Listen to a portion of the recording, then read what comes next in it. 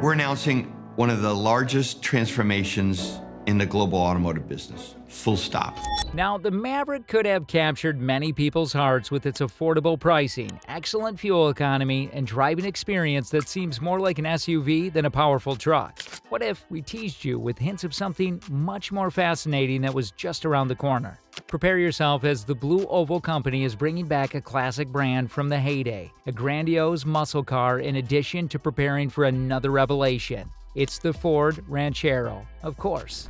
The absence of several cab layouts on the Maverick was one of the greatest lost possibilities. The fact that the crew cab was the sole option disappointed a significant number of individuals who had been hoping for a single cab at a lower price. The Ranchero will be a single cab pickup vehicle, exactly like its predecessor, because they are comparable in size to crew cab pickup trucks. Single cab models provide more cargo room and a larger truck bed, which has led to the growing popularity. Ford, as they did with the Maverick, will be able to open up a new market for pickup trucks by producing a small single cab model. However, Ford's small single cab will meet the requirements of the majority of city transport vehicles and make a perfect ranch vehicle when equipped for off-roading. Though conceptually identical to the Maverick, the Ranchero will be a more manageable version of the Maverick. Ford came to the conclusion that it wouldn't be best to directly challenge the Maverick with higher practicality figures. It would be quite foolish of them to risk their success as breadwinners, which is why they have chosen to produce a smaller car with comparable levels of utility. Expected to be significantly shorter than the Maverick, the Ranchero will likely benefit from little to no practical penalty because of its single cab configuration.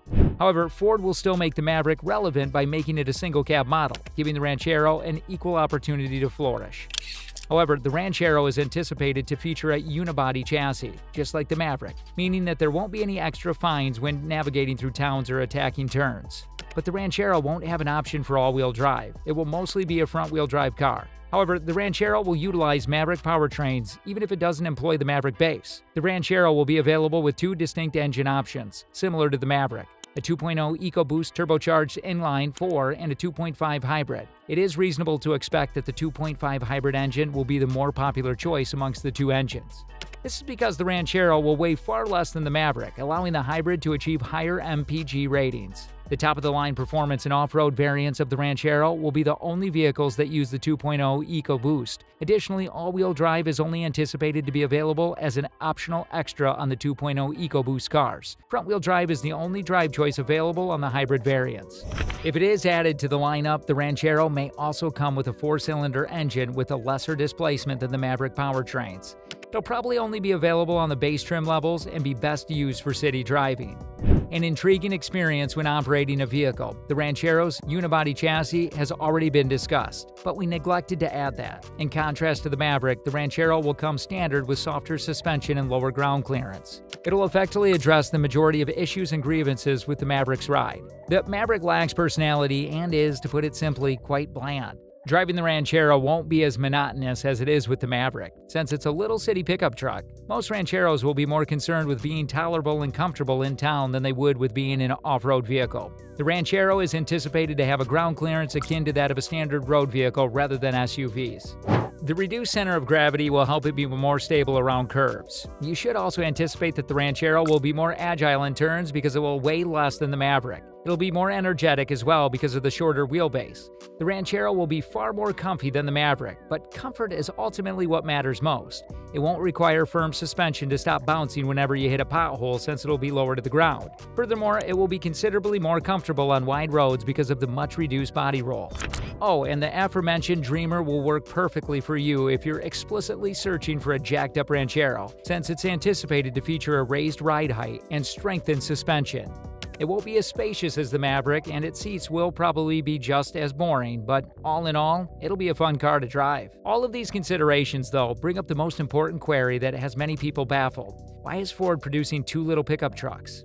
To build two cars in the same class and compete with them seems pointless, but in this case, it actually makes a lot of sense to do so. First of all, given the Maverick's immense popularity, it's no secret that obtaining one is not easy. Ford has encountered more than it can handle, and the Maverick's wait periods have been extraordinarily lengthy and continue to be so.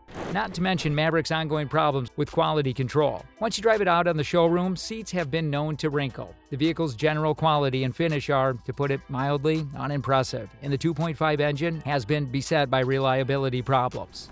Ford will have more time to focus on fixing the previously mentioned problems that have been hammering the Maverick's reputation by reducing the manufacturing capabilities of a single model. Not to mention that Ford would be able to produce more diverse cars in greater quantities within the same time frame if there was less demand for a single model. Furthermore, Ford will bridge any gaps in other manufacturers' forthcoming models by providing a Maverick substitute as soon as feasible. There are now just a few small pickup trucks available, so other manufacturers may overthrow the Maverick by providing better quality control and quicker delivery.